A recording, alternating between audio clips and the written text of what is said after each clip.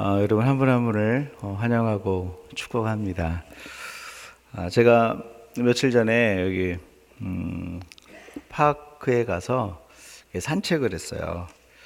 산책을 하는데 저희 앞서 한 이제 백인 가정이 약간 큰 개를 가지고 이렇게 산책을 합니다.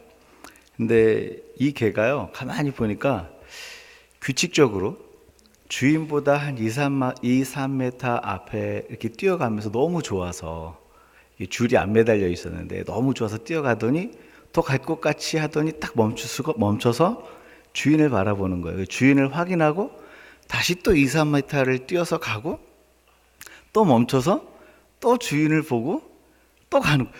그런데 제가 이거를 한 20분 넘게를 같이 이렇게 걸었는데 그 20분 내내 그걸 반복을 하는 거예요. 큰 개이기 때문에 더 멀리 갈 것 같은데 절대 2, 3m를 넘어서 가지 않더라고요. 2, 3m 간 뒤에 반드시 주인을 확인하고 그 주인이 어디로 가는지 보고서 앞에 가는 거예요. 주인을 따른다는 것은 바로 이런 모습이 아닐까요?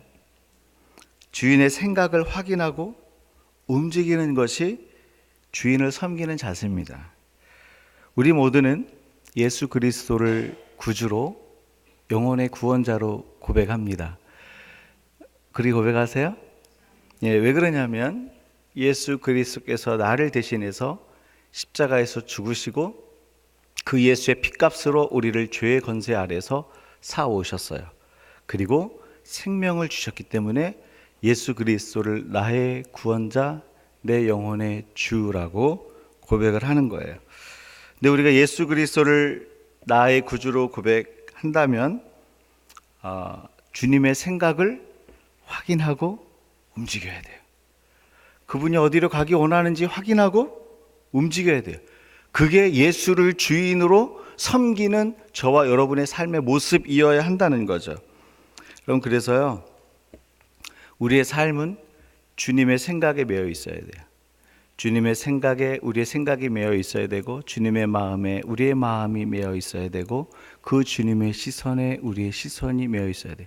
그래서 주님 예수 그리스도를 주로 고백한다는 것은요, 내 삶을 통해서 내 마음과 생각이 하나님의 마음과 생각이 얼마나 연합되어 있고 하나가 되어 있는지, 묶여 있는지를 내 삶을 통해서 표현하고 나타내는 거예요.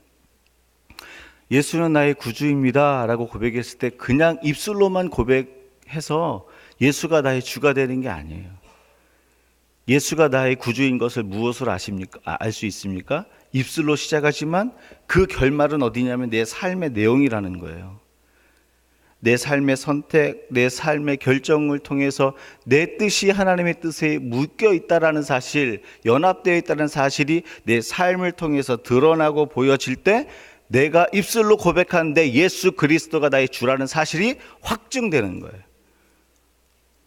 여러분, 예전에 세상을 주로 섬길 때, 예수를 주로 섬기지 않고 세상을 주로 섬기고 내가 내 인생의 주가 됐을 때는요, 내 감정을 사랑하는 사람들에게 무례하고 폭력적으로 표현합니다. 세상을 주로 섬길 때에는 먹고 마시고 쾌락을 즐기며 시간과 물질을 내 마음대로 사용해요. 내가 주인이니까. 더 많이 소유하기 위해서 불법을 모른 척하고 지나가요. 왜요? 예수가 내 주가 아니니까. 여러분, 예수를 주로 고백한다는 것은요, 그냥 입술로 끝나지 않아요. 그것은 삶의 현장에서 증명되는 거예요. 예수는 나의 구주입니다. 아니요, 그것이 예수님이 나의 구주라는 사실은 내 삶의 현장에서 증명되는 거예요. 어떻게 해요? 예수를 나의 구주로 고백하니까 예전에는 사랑하는 사람들에게 함부로 얘기한 것이 아무렇지 않았는데 이제는 예수를 주로 섬길 때는 사랑하는 사람들의 마음을 아프게 했을 때 내 마음이 아파지는 거예요. 가서 찾아가는 거죠. 아내에게, 자녀에게 미안하다고. 여러분, 예수를 나의 구주로 고백한다는 것은요, 그냥 입술로 끝나는 게 아니에요. 내 삶의 선택과 결정에서 증명이 된다는 거죠. 예전에는 내 시간, 내 물질 다 내 건 줄 알았어요. 근데 예수를 주로 고백을 하고 난 뒤에는 내 생명, 내 생각, 내 방법, 내 물질, 내 육체, 이게 더 이상 내 것이 아니에요. 누구 것이에요? 주님의 것이에요. 이것이 내 삶의 현장 가운데서 증명이 안 된다면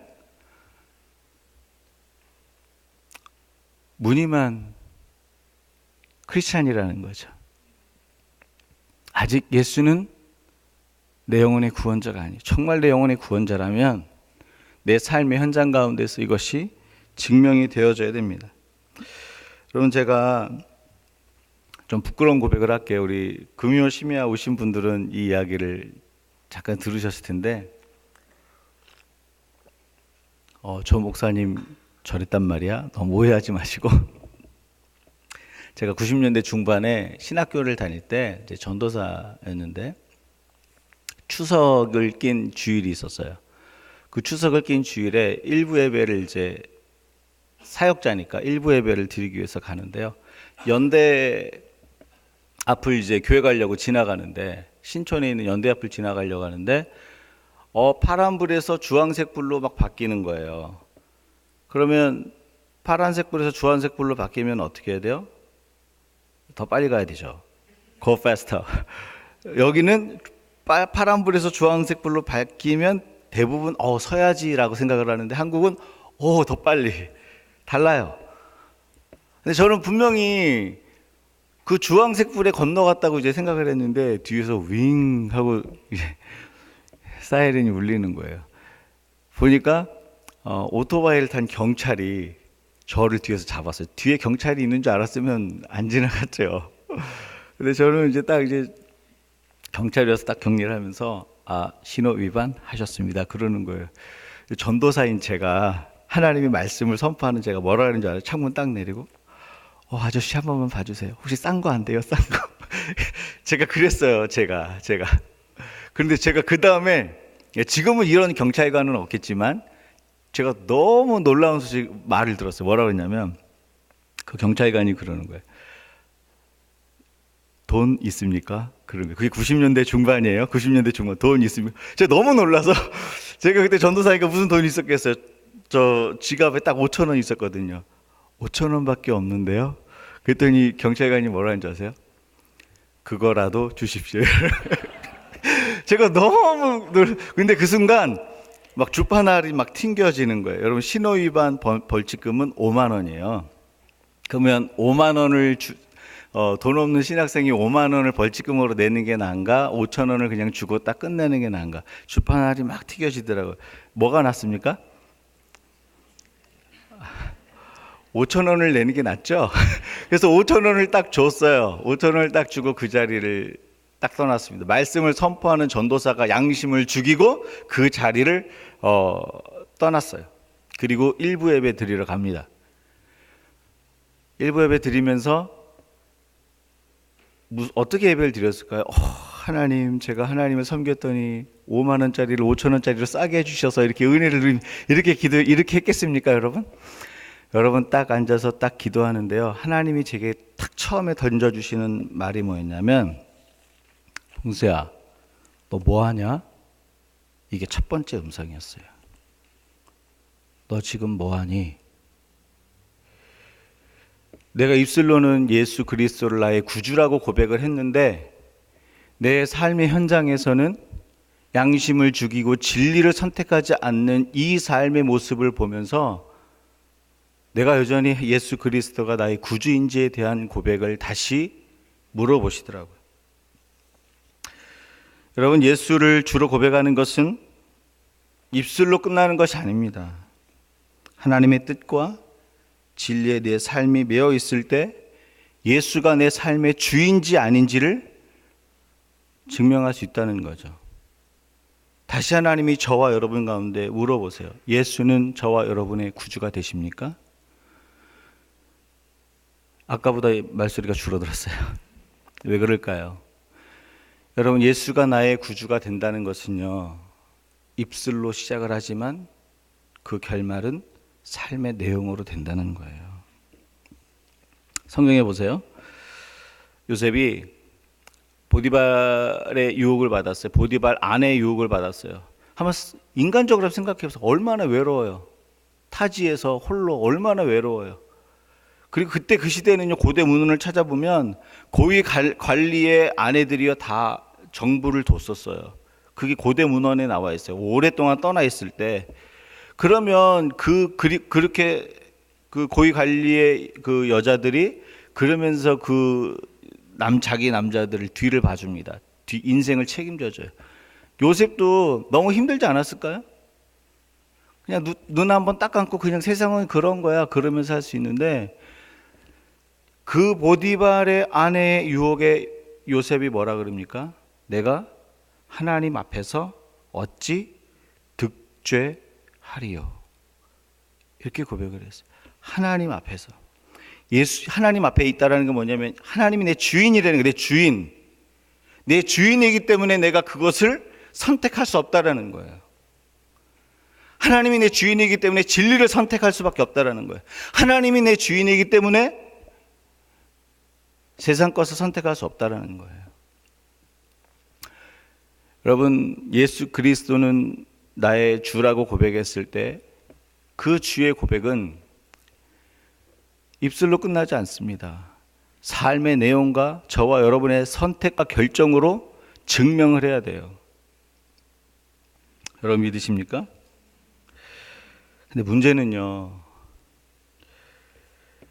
이 예수 그리스도를 나의 구주로 고백하면서 내 삶의 현장을, 내 삶의 선택과 결정을 하나님의 뜻에 묶는 게 쉽지 않다는 게 문제예요. 여러분 쉬우십니까? 어떨 땐 너무 힘들어요. 하나님, 이번만 그냥 넘어가면 안 돼요.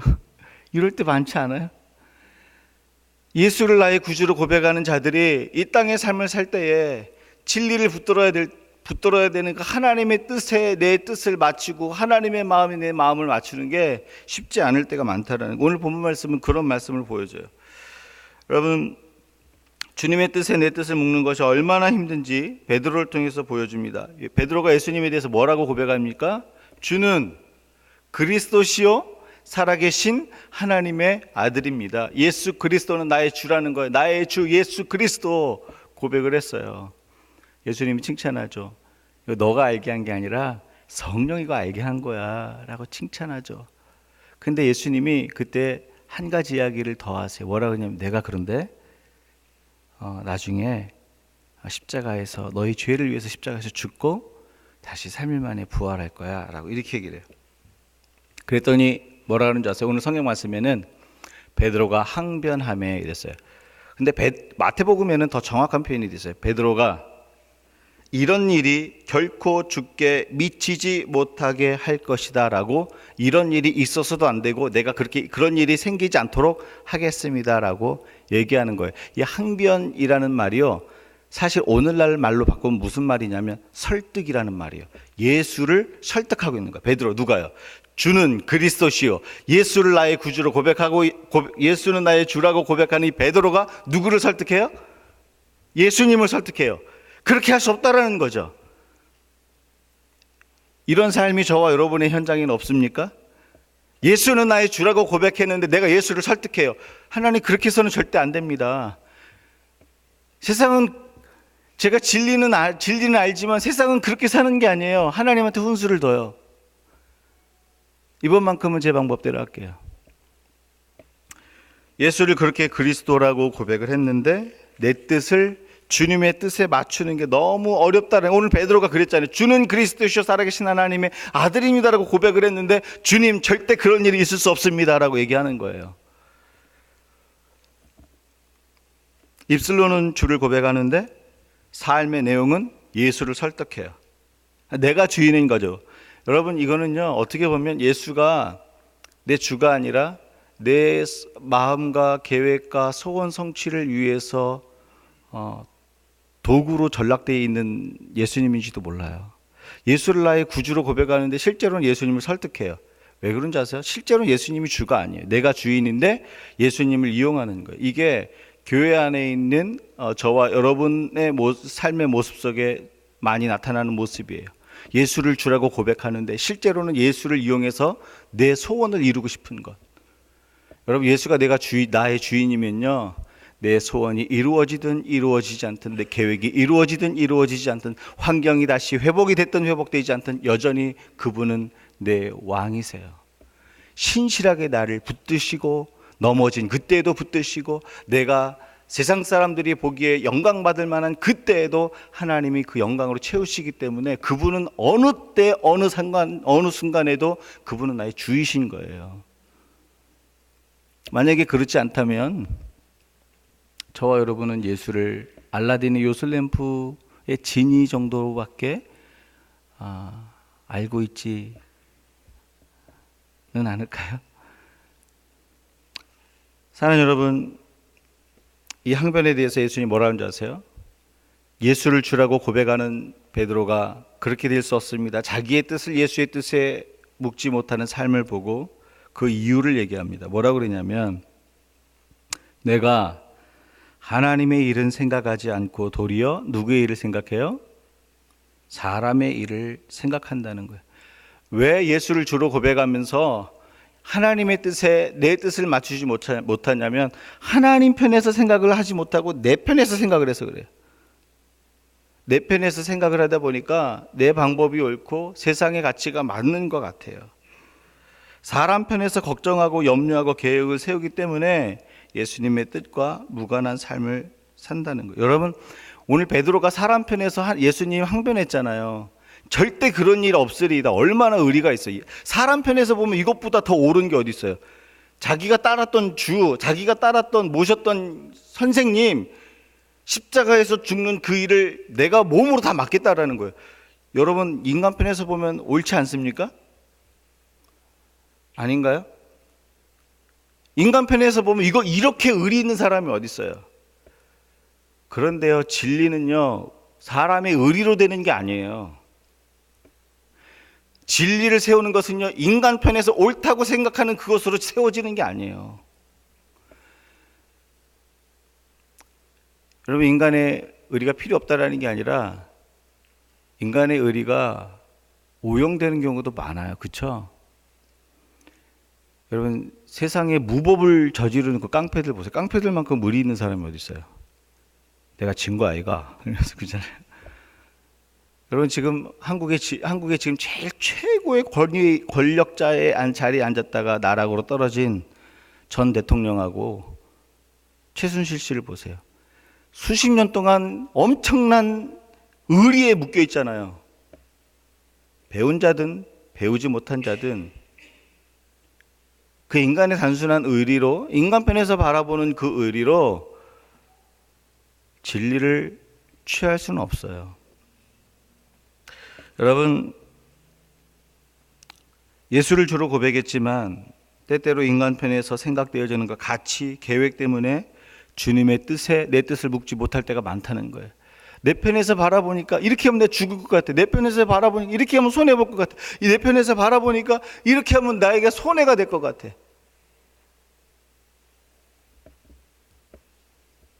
그러니까 내 뜻을 주님의 뜻에 묵지 못하는 거예요. 하나님 편에서 바라봤을 때 손해가 볼 것 같고 죽을 것 같고 늦어질 것 같은데, 하나님 편에 봤을 때 하나님이 그 다음에 어떤 스텝으로 우리를 이끌어 가실지에 대한 기대가 없는 거예요. 내 편에서 볼 때는요, 하나님이 일하시는 부분이 안 보여요. 하나님 편에서 보잖아요. 그 다음 하나님이 무엇으로 우리를 기다리고 있을지 믿음의 눈으로 보는 거예요. 우리는 끝이라고 생각하는 그 지점이요, 하나님의 시작점이에요. 그게 하나님 편에서 바라보는 시각이에요. 뒤에서는 애국 군대가 쫓아오고 앞에는 홍해가 가로막혀 있어요. 끝이라고 생각했어요. 하나님 편에서 그 홍해를 가릅니다. 그래서 그게 하나님 편에서 바라보는 시각이에요. 인간 편에서는 뭐라고 그랬어요? 너희가 우리가 매장지가 없어서 애굽에서 끌고 나왔느냐라고 고백했던 게 사람 편에서 바라봤던 시각이에요. 하나님 편에서 뭐라고 얘기합니까? 너희는 가만히 있어 오늘 주가 너희 하나님 됨을 알지어다. 하나님 편에서 바라보면 저와 여러분의 생각을, 마음을 주님 생각과 마음에 묶을 수 있어요. 오늘 말씀에 보면 더 구체적으로 어떻게 주님의 생각과 방법에 내 생각과 방법을 묶을 수 있을까? 그 방법이 나와 있습니다.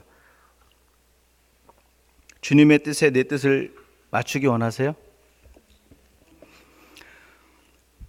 너무 많이 침묵하시는데 주님의 뜻에 내 뜻을 맞추기 원하세요? 그렇다면 오늘 34절에 주시는 그 말씀을 같이 함께 읽기 원합니다. 34절 말씀 같이 읽습니다.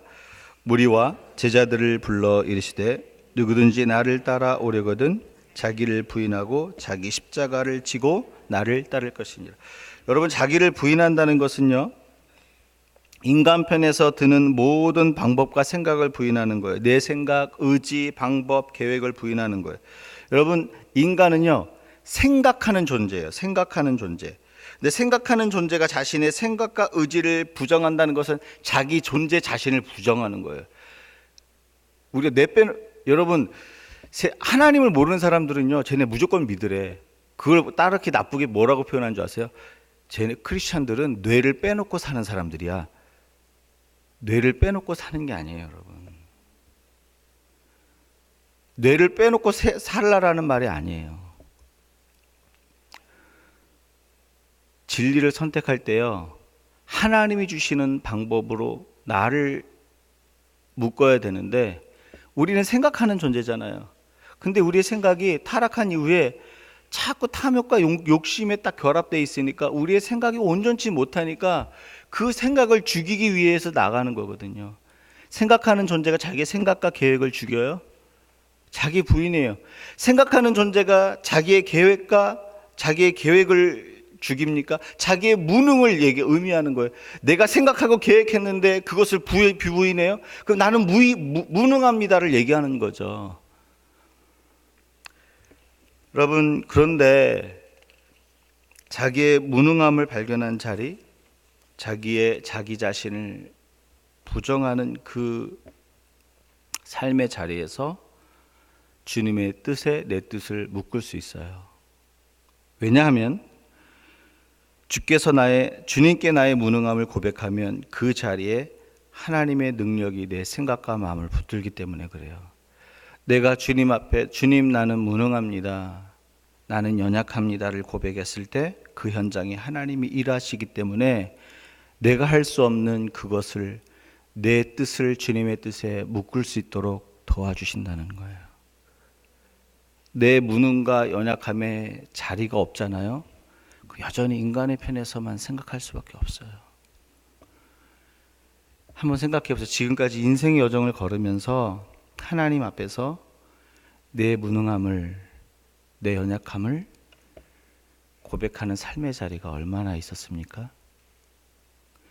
사랑하는 여러분, 근데 그게 저와 여러분이 사는 길이에요.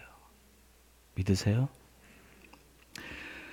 여러분, 오늘 하나님이 선언하십니다. 예수님의 뜻과 방법에 내 뜻과 방법을 묶는 방법은 자신을 부인하고 자신의 무능을 고백하는 삶의 자리를 갖는 것이라고 선언하고 계세요. 왜냐하면 그 무능함을 고백하는 그 삶의 자리에서 하나님의 능력으로 우리를 도우시겠다고 말씀하시기 때문에, 나를 부인하는 삶의 자리에서 하나님께서 역사하시겠다고 말씀하시기 때문에 그렇습니다. 여러분, 열왕기상 12장에 보면 이스라엘이 남유다와 북이스라엘로 갈라지는 이야기가 나와요.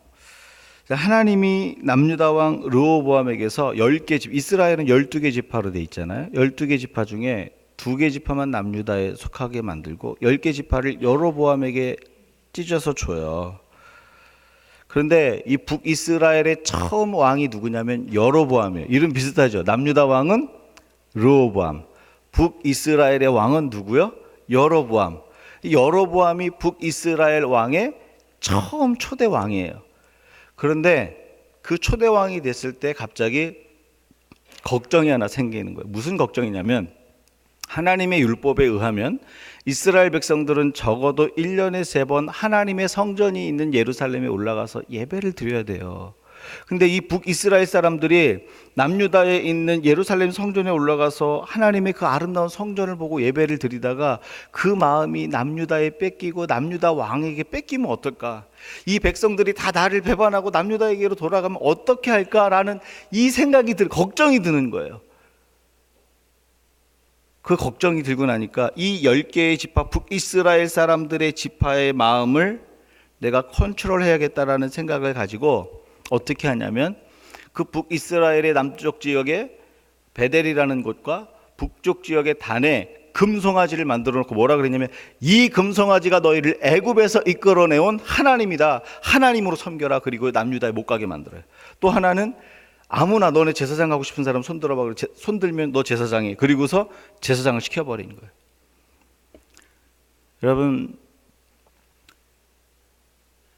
자기가 사람의 마음을 주장할 수 있다라고 생각하는 순간부터 무리수를 두는 거예요.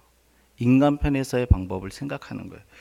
여러분, 만일 이 여로보암이요, 자기의 하나님 나는 할 수 없습니다. 하나님, 주님이 하십시오. 이 사람들의 마음을 제가 주장할 수 없습니다라고 자기의 무능을 고백하는 삶의 자리를 가졌다면 그 10개의 지파를 찢어서 주신 하나님이 그들의 마음과 생각을 지키지 않았을까요? 이 여로보암이 하나님의 자기의 무능의 자리를 고백하지 않았기 때문에 자기의 뜻을 하나님의 뜻에 진리에 묶지 못했던 거예요. 사랑하는 여러분, 만약에 내가 나의 무능함을 주 앞에 고백했잖아요. 그러면 주님이 그에게 힘을 줬을 거예요. 그게 성경에 똑같이 나와요. 솔로몬이 있잖아요. 솔로몬이 왕에 등극하면서 뭐라고 하나님께 기도하냐면, 하나님, 내 아버지는 정치가이고 군이 훌륭한 군인이고 시인이고 이 백성들의 마음을 다 얻었던 사람입니다. 그런데 하나님, 저는 아이라 저는 그렇게 할 수가 없습니다. 주님, 저를 도우시고 저에게 선악을 분별하는 지혜를 주옵소서라고 자기의 전적 무능과 연약함을 주 앞에 고백했어요. 그랬더니 하나님이 뭐라 그랬어요? 어떻게 나타나셨어요? 그 밤에 꿈에 나타나셔서 네가 선악을 분별하는 지혜를 나에게 구하였으니 내가 이것을 너에게 더하리라. 여러분, 그에게 하나님이 나라를 통치할 수 있는 지혜를 줬을 뿐만 아니라 모략가들을 많이 주셨어요. 나의 전적 무능과 연약함을 하나님께 고백했더니 그 나라를 통치할 수 있도록 하나님이 힘을 주셨다라는 거예요. 그리고요, 그 나의 무능을 고백하니까요, 하나님의 뜻에 내 뜻을 묶어서 그 나라를 통치해요. 솔로몬의 삶이 이게 나타났어요. 세상 사람들 보기에 나의 무능을 고백하는 사람은 아무것도 할 수 없는 사람이라고 생각을 하잖아요. 그냥 정말 내가 아무것도 못해서 그렇게 고백하는 건 그렇게 세상 사람들이 생각할 수 있어요. 하나님 앞에서, 주님, 저는 연약합니다. 주님, 저는 무능합니다. 사람의 마음을 제가 얻을 수 있는, 움직일 수 있는 능력이 없습니다. 이 무능을 고백할 때요, 하나님이 능력을 함께 하시는 거예요. 그리고 하나님께 맡기는 거예요. 그리고 야곱도 그랬잖아요. 자기가 선물 공세를 막 몇 대를 나눠서 형의 마음을 애서, 자기를 죽이려고 온 에서의 마음을 얻으려고 했는데 안 되잖아요. 그렇죠? 자기의 무능을 고백하지 않은 거예요. 내가 얘가 이렇게 돈이 많은데 막 자기의 것 자기 것으로 이게 자랑하잖아요. 그렇죠?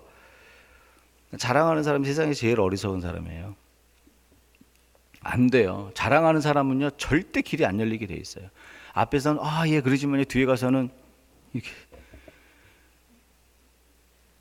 야곱이요, 안 되니까, 자기 돈으로도 안 되니까 하나님 야복강에서 엎드리잖아요. 하나님 도와주십시오.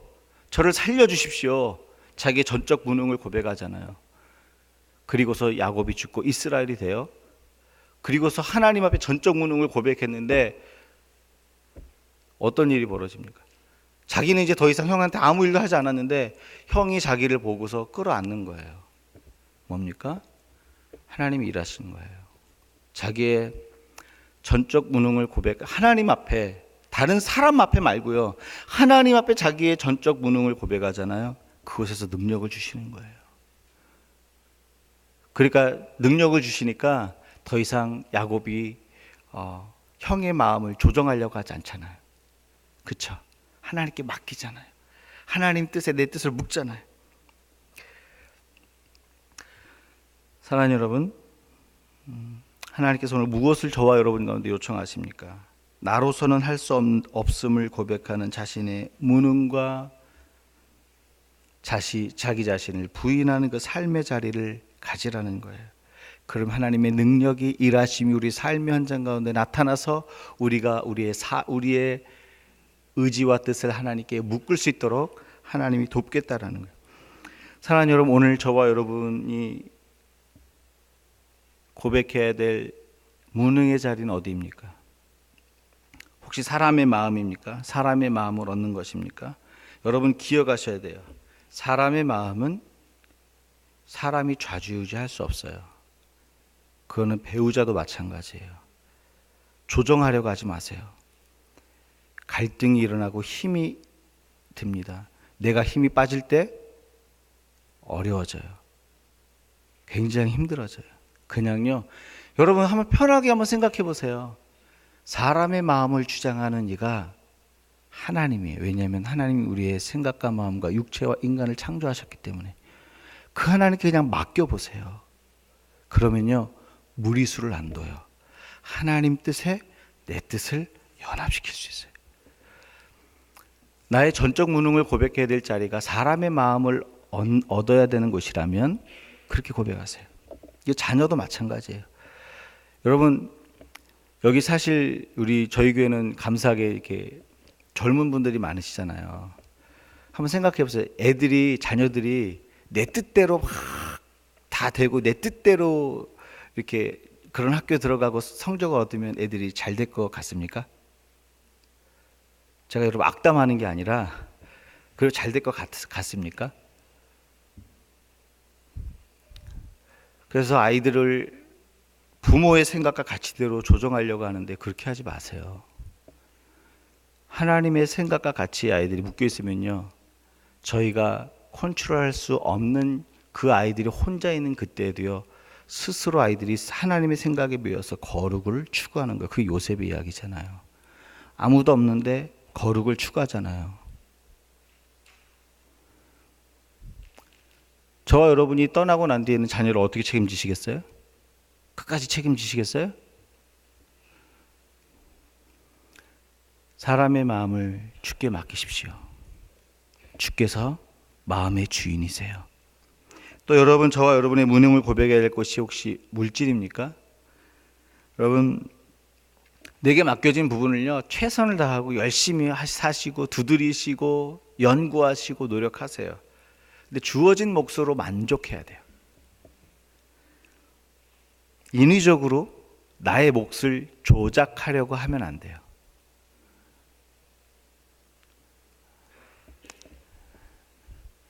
하나님이 자원의 공급자십니다. 그 하나님께 맡기시고요, 하나님이 주시는 것으로 감사하면서 살아보세요. 어떻게 그것으로 풍성하게 하시는지. 그거 경험하기 위해서 예수 믿는 거예요. 여러분, 혹시 나의 무능의 자리를 고백해야 하는 것이 내 감정과 언어의 표현입니까? 여러분, 하나님 앞에 이렇게 고백해요. 하나님, 제 입술은 연약합니다. 부족합니다. 제 표현이 부족합니다. 제 입술에 파수꾼을 세워 주옵소서. 그래서 제 입술이 격려하는 입술, 소망을 주는 입술, 살리는 입술. 저 사람하고 대하고 나면 막 에너지가 생겨. 근데 어떤 사람하고 대하고 나면 이제 다시는 얘기하고 싶지 않아. 저와 여러분은 어디에 속해 있으세요? 전자에 속해 있기를 주의 이름으로 축원합니다. 우리 배우자랑 얘기하고 나면 스트레스 여기까지 올라와서 얘기를 더 이상 그냥 입을 닫아야겠어요. 여러분, 분명히 관계에는 그게 있어요. 언어로요, 사람의 심령을 죽였다 살렸다 할 수 있어요. 언어는요, 독이 될 수도 있지만 이 언어는 가장 큰 축복의 통로가 될 수 있어요. 근데 이 언어를 사용하는 은혜와 능력은 하나님이 주시는 마음을 가질 때 갖는 거예요. 그래서 사랑하는 여러분, 언어의 무능함을 고백하사 하나님 내게 파수꾼을 세워 두사 내 입술을 통해서 격려하는 입술, 소망을 주는 입술, 살리는 입술, 위로하는 입술, 세우는 입술이 되게 하여 주옵소서. 여러분, 이거 오늘 좀 이따 기도하실 때 이거 결단하십시오.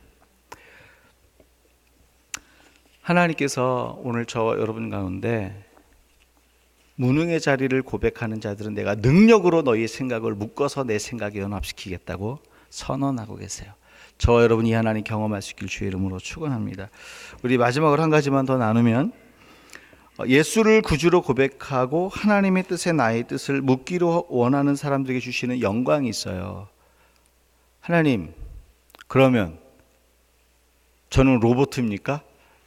하나님 로봇처럼 절대 움직이지 않으세요. 내 뜻을 하나님의 뜻에 묶은다 그랬을 때 그럼 저는 로봇입니까? 아니요. 늘 자원하는 심령으로 하나님 뜻에 묶기를 원하시는 거예요. 너 이리 와. 그래서 우리를 꼭꼭 묶으시는 게 아니라 우리가 자원하는 심령으로 스스로 묶기를 원하시는데, 그렇게 하나님의 뜻에 우리를 묶을 때에 하나님이 우리 가운데 주시는 영광이 있어요. 그 영광이 30절과 31절 말씀입니다. 같이 읽겠습니다. 이에 자기의 일을 아무에게도 말하지 말라 경고하시고, 인자가 많은 고난을 받고 장로들과 대제사장들과 서기관들에게 버림받아 죽임을 당하고 사흘 만에 살아날 것을 비로소 그들에게 가르치시니라. 예수님이요, 예수를 주로 고백하는 그 제자들에게 뭐라고 얘기했냐면 30절에 자기의 일을 말씀하셨대요. 자기의 일. 그런데 이 자기의 일은 무엇입니까? 십자가의 죽음과 부활이잖아요.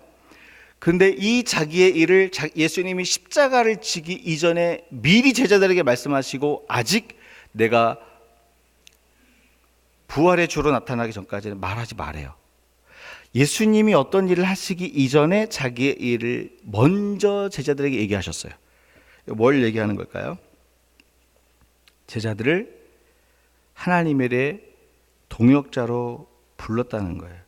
따라서 예수 그리스도를 주로 부르는 자들, 하나님의 뜻에 내 뜻을 묶는 자들에게 주신 하나님의 영광은요, 하나님의 일에 동참하는 영광이에요. 하나님의 동역자로 불러주시는 영광이에요. 여러분, 하나님의 동역자로 살아가는 것은요, 저와 여러분에게 영광입니다. 아닙니까? 여러분, 제가 목회자이기 때문에 신방을 많이 다니는데요, 이게 대통령하고 이제 어떤 그 일을 하기 전에 이제 무슨 이제 악수하고 그 위임장을 받잖아요. 그러면요, 대통령한테 받은 위임장은요, 집에 다 사진으로 걸려 있어요. 왜요? 영광스러우니까. 여러분, 하나님은요, 온 땅의 주권자고 이 땅의 모든 주권자를 내시는 분이에요. 이 땅을 창조하신 분. 그분이 우리를 동역자로 부르시는데, 우리는 하나님의 동역자래요. 고린도전서 3장 9절, 너희는 하나님의 동역자요. 여러분, 하나님을 예수 그리스도를 나의 구주로 고백하는 자들, 하나님의 뜻에 내 뜻을 묻기를 원하는 자들에게 주시는 영광은 하나님이 우리를 동역자로 부르신대요. 이게 왜 여러분 영광이 되는 줄 아세요? 하나님의 동역자들에게는요, 계시가 나타나는, 이 계시가 어려운 말이 아니라 하나님의 마음과 하나님의 생각을 보여주신다는 거예요. 하나님의 동역자들에게는요, 하나님의 생명과 자원이 흘러가요. 여러분, 이거 기대하셔야 돼요. 하나님의 동역자들은요, 하나님이 흘려보내시는 생명과 자원이 있어요. 여러분, 창세기 15장에 보면 아브라함이 하나님을 믿음에 이것을 하나님이 의로 여겼다 그랬어요. 그러니까 아브라함이 하나님을 생명의 주로 고백하죠. 그 생명의 주로 고백하는 그 아브라함에게 하나님이 어떻게 행하시냐면, 창세기 18장에 보니까 소돔과 고모라를 멸망할 때가 돼서, 소돔과 고모라를 멸망할 때 그냥 소돔과 고모라를 멸망한 게 아니라 하나님이 이렇게 얘기를 해요. 내가 하려는 것을 아브라함에게 숨기겠느냐? 내가 하려는 것을 말하고 하겠다라는 거예요. 그리고 아브라함에게 뭐라고 얘기하냐면, 내가 소돔과 고모라를 멸망시키겠다라고 얘기를 해요. 여러분, 이 하나님의 동역자가 된 거죠.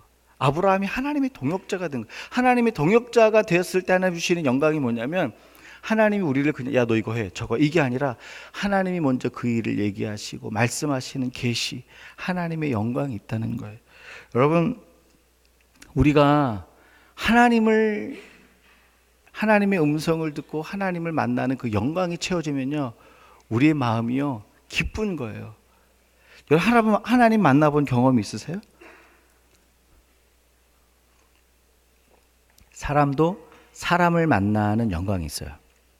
사랑하는 애인을 만나는 영광, 사랑하는 사람과 결혼하는 영광, 아이를 출산해서 내 생명을 잉태하고 그 아이를 낳으면서 만나는 영광들이 있어요. 기쁨이 있어요. 그렇죠? 사람과 사람 사이에서 만나는 영광이 있는데 하나님이 내 가운데 오시잖아요. 영광스러워. 하나님 만났을 때요, 기쁘잖아요. 막 내 영혼에서 막 폭죽이 터지잖아요. 기쁘잖아요. 아브라함이 그랬던 거예요.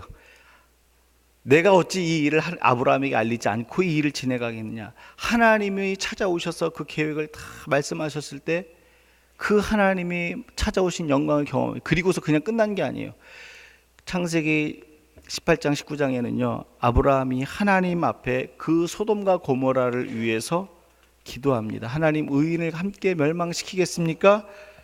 그러면서 어떤 일이 벌어지냐면 창세기 19장 29절에 하나님이 그 지역성을 멸하실 때에, 롯이 거하는 성을 멸할 때에 하나님이 아브라함을 생각하사 롯을 그 엎으시는 중에서 내보냈더라. 롯이 지금 하나님이 누구를 생각하사 롯을 내보냈어요? 아브라함을. 하나님의 동역자를 생각하사 그 롯에게 생명을 흘려보내고 생명의 자원을 흘려보내고 롯을 살렸다는 거예요. 이게 저와 여러분이 보는 영광이에요.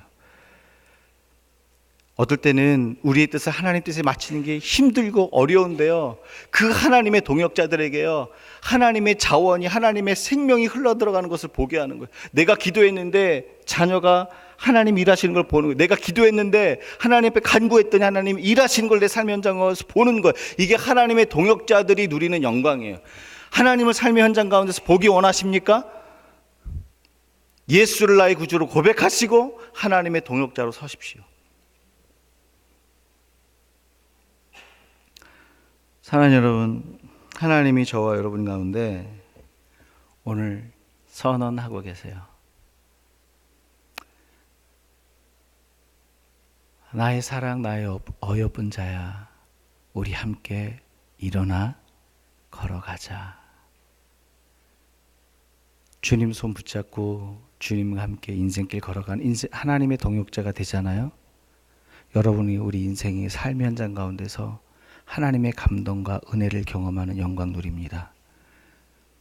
하나님께서 생명과 자원을 공급하는 능력을 보는 거예요.